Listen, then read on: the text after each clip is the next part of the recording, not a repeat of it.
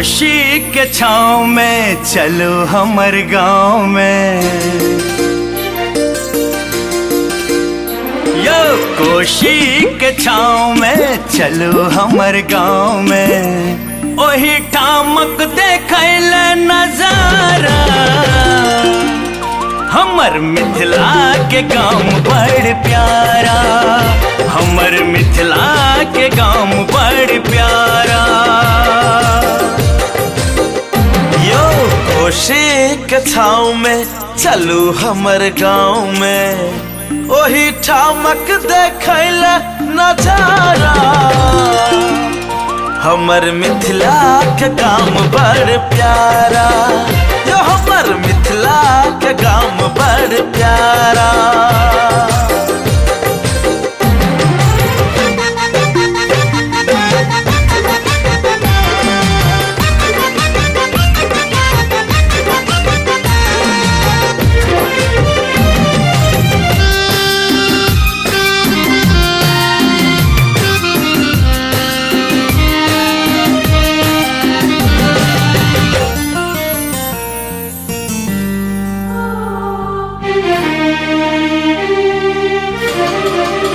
यो मिता चलू जनकपुर हम घूम आबी, जता मिथिला के बेटी के मंदिर बनलिया। यो मिता चलू जनकपुर हम घूम आबी, जता मिथिला के बेटी के मंदिर बनलिया। चलो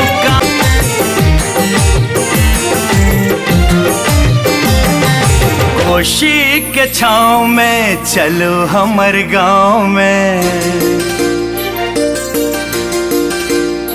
यो कोशी के छाँव में चलो हमर गाँव में। ओही ठामक देखैल नजारा, हमर मिथिला के गाँव बड़ प्यारा, हमर मिथिला के गाँव बड़ प्यारा।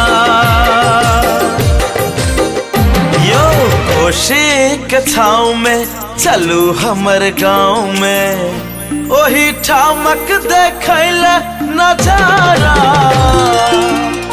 हमर मिथिला के गाँव बड़ प्यारा, यो हमर मिथिला के गाँव बड़ प्यारा।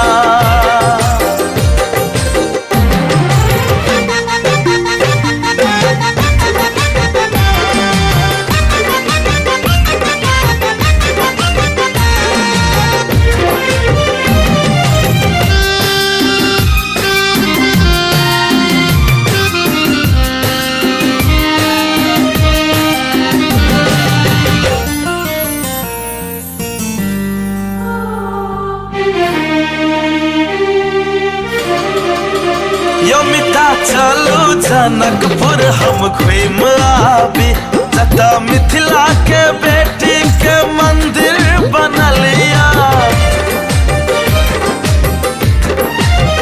यो मिता चलू जनकपुर हम घूम आबी, जता मिथिला के बेटी के मंदिर बनलिया। चलो